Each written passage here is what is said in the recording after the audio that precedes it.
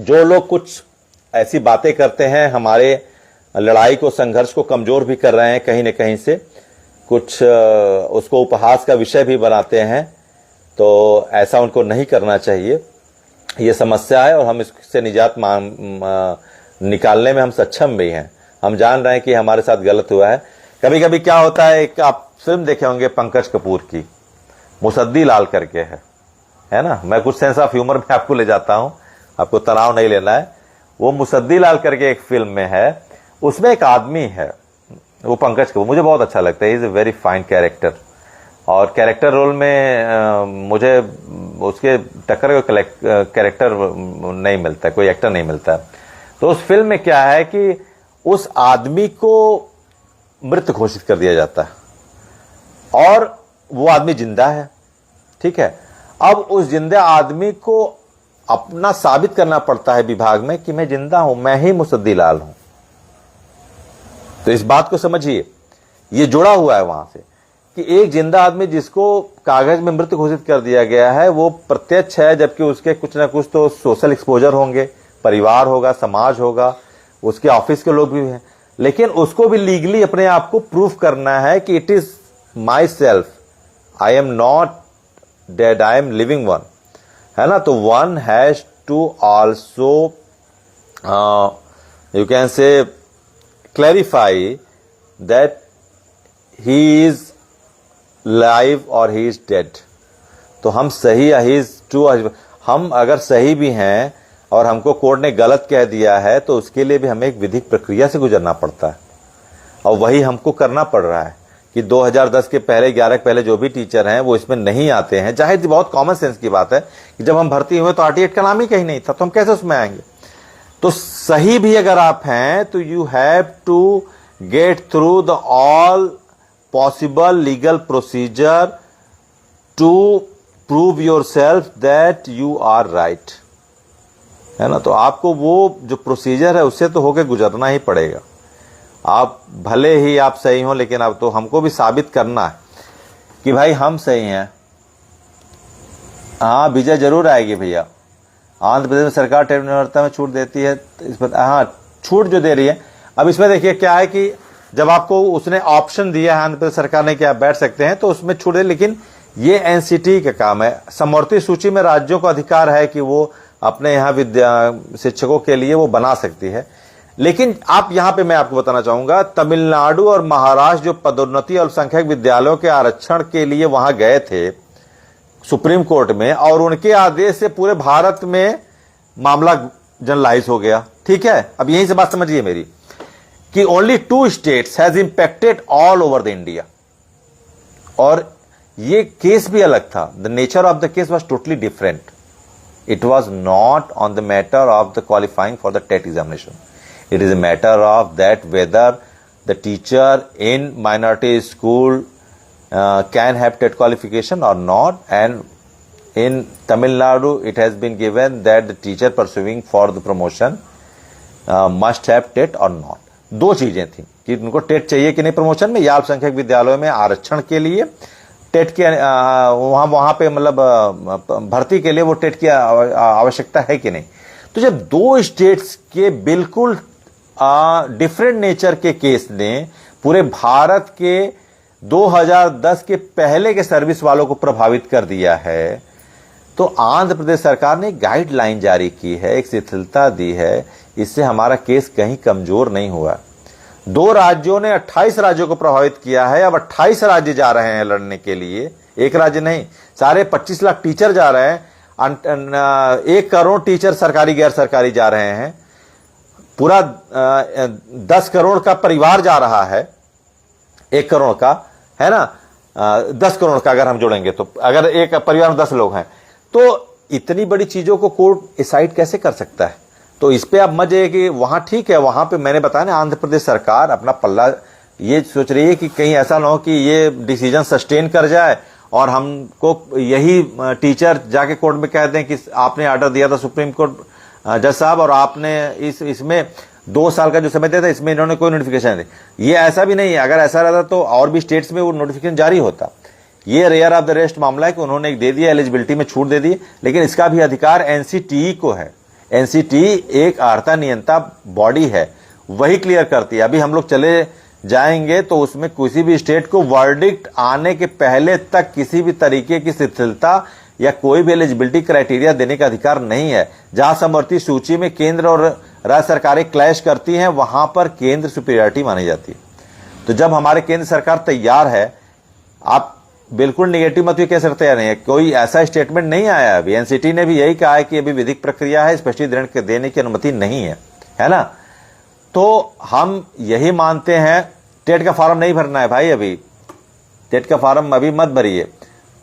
अब एनसीटी अपना पक्ष रखेगी, है ना, एनसीटी अपना पक्ष रखेगी और वहीं पर रखेगी जहां उसको जरूरत है।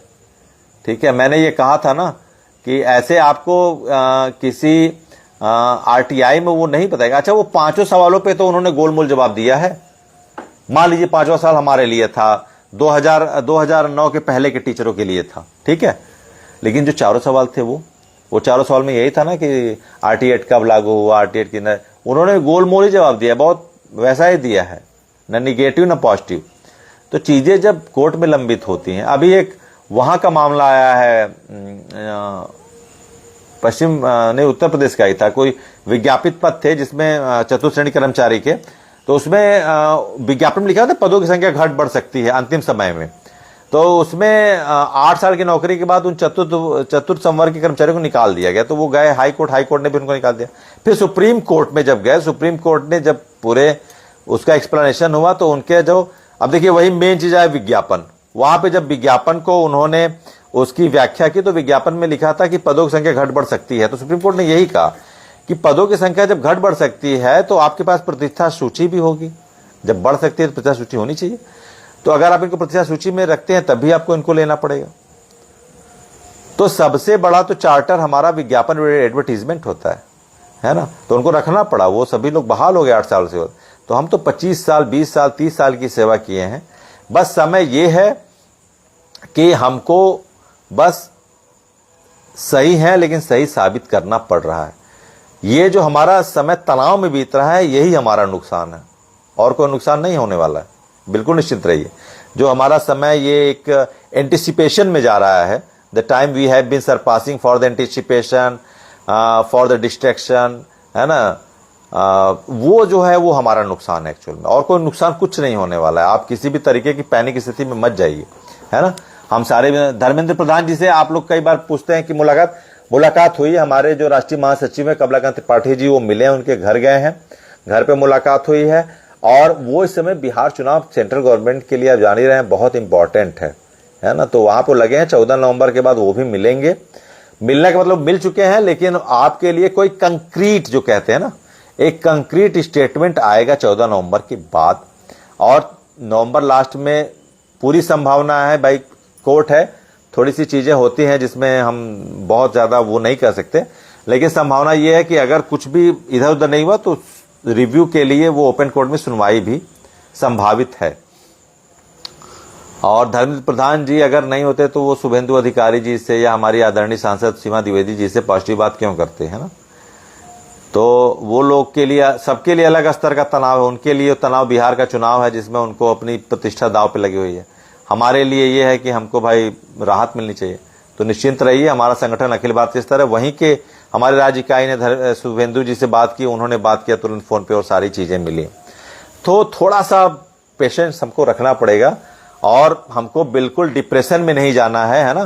किसी भी तरीके से ये चीज आप मान के चलिए कि हम जो है ये देखते हैं कि जहां पे हम जो लड़ाई लड़ रहे हैं उसमें किसी भी तरीके का कोई भी डिस्ट्रैक्शन या कोई भी इनजस्टिस नहीं होने वाला है। टीचरों के बारे में कहा भी जाता है कि भाई टीचर अगर हम हार मान लेंगे तो फिर कैसे चलेगा, है ना। We are torch bearer, teacher is suppose to be a torch bearer. तो एनलाइटन हमको करना है तो एनलाइटेड खुद को भी करना है। तो आंध्र प्रदेश को लेकर बिल्कुल निश्चिंत रहिए। जहां तक रिव्यू की बात आई है, वो वैधानिक उपादानों की भी मैंने बात की, जो क्या क्या हमारे जो स्ट्रांग पॉइंट्स हैं। बहुत ऐसे पॉइंट्स हैं जो मैं आपके सामने रिवील नहीं कर सकता हूं। कुछ चीजें ऐसी हैं जो कोर्ट में ही प्रोड्यूस होंगी, वकील साहब ने उनको मना किया है। वो चार्टर से भी संबंधित है, बहुत सारे एनसीटी बॉडी के वो सारे जो क्लास हैं उसमें किस किस समय कौन कौन से विज्ञापन में क्या क्या हर्ताएं थी, कब कब B.Ed से क्या क्या छूट है, वो सारी तो एक बहुत ही वो एक लंबा विषय हो जाएगा। लेकिन मोटी मोटी बात यही है कि हमको वहां पर छूट जरूर मिलेगी और पूरा संगठन, और 24 नवंबर को हमारे अखिल भारतीय प्राथमिक शिक्षक संघ के बैनर तले जो विशाल धरना प्रदर्शन है, हम पूरे भारत के शिक्षकों से अपील करना चाहते हैं कि देखिए लड़ाई दोनों जरूरी है। सेंट्रल गवर्नमेंट से हम तो मांग कर ही रहे हैं, लेकिन कहना होता है कि हमको अपनी मांग के लिए, भाई कहते हैं ना कि अगर बच्चा रोएगा नहीं तो माँ दूध भी नहीं पिलाती, है ना। Mother do not feed until child cry. तो थोड़ी सी मांग के लिए कुछ चीजें ऐसी होती हैं, मनोसांवेगिक प्राणी हम लोग हैं, तो कहना पड़ता है कि भैया हमको ये दिक्कत है ना। तो उसके लिए हम अपना एक सांकेतिक धरना है हमारे वासुराव गुरकर जी की अध्यक्षता में, जो भारतीय ये शिक्षक संघर्ष मोर्चा जो बना हुआ है सारे संगठनों का मिलाकर, 24 नवंबर को उसका प्रस्तावित धरना जंतर मंतर पर है। हम सभी आपसे करबद्ध निवेदन करते हैं कि अधिक से अधिक संख्या में उस दिन आइए, ताकि उसका एक इम्पैक्ट गवर्नमेंट पर पड़े और सरकार इस बारे में जल्दी से जल्दी जो है जो भी उसको निर्णय लेना हो एक आधिकारिक श्वेत पत्र जारी करे। और हम पूरा विश्वस्त हैं कि सरकार जरूर करेगी। ये मामला 1000, 2000, 3000, 10,000, 1 लाख का नहीं, ये बहुत बड़े समुदाय का है। तो इसके लिए बिल्कुल आप निश्चिंत रहिए। सारी चीजें हम एक एक चीज पे, वकील साहब से अक्सर बात भी होती रहती है, एक एक चीज पे हमारी पैनी नजर है। हमारा दिन पूरा इसी में बीत रहा है ना। तो हम पूरा यही देख रहे हैं, चाहे 1976 में इसको समवर्ती सूची में डाला गया, उससे कितने कितने केसेस थे जो बनाम सरकार हुए, जिसमें क्या क्या वर्डिक्ट सुप्रीम कोर्ट से आए, हम लोगों ने पूरा फाइलअप किया है।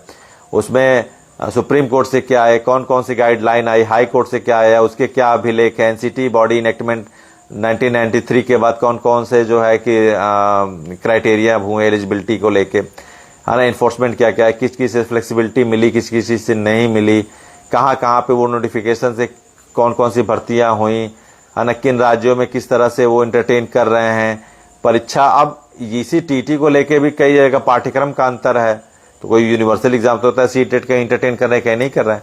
तो बहुत सारे पॉइंट्स हैं, वो एंटरटेन होंगे उस समय कोर्ट में।